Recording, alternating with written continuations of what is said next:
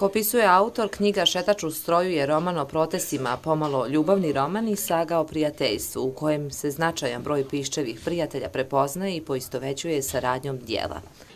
Potpuno sam svjestan da to nije, niti sam imao te pretenzije da to bude ne znam kako književno djelo, to je pokušaj da se nešto napiše i da se nešto uradi i da se jedan dio duše oslobodi. Pa, znate šta, moji prijatelji koji su ga čitali su se prepoznavali.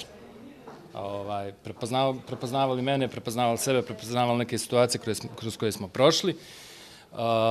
Ima tu dosta i nekih poročnih stvari. Prema autorovim riječima, protesti u kojima je učestvovao i o kojima piše su prve srpske demonstracije posljednjih 150 godina, a da ih neko nije organizovao, uz ocjenu da su sve ostale bile kupljene iz domaćih ili stranih centara moći.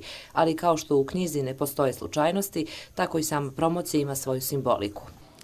Simboličan je datum kad se održava ova promocija, 21. je februar, tačno je 22 godine od dana kada je preuzeta gradska vlast u Beogradu, inače roman se generalno bavi tim pitanjem, kad je pala ta nesretna petokraka, doduše njen krak je ostavio snajperski trag na prvom nekomunističkom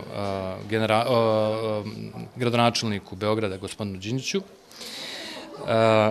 Na taj način mislim da je ispravljena ona istorijska nepravda koju smo radili 1944. pucajući u čelo Isusa u kapeli Svetog Andreja na Belom dvoru. Ognjen Avlijaš rođen je u Sarajevu 1974. godine i po zanimanju je advokat. Danas živi i radi u Bijeljini.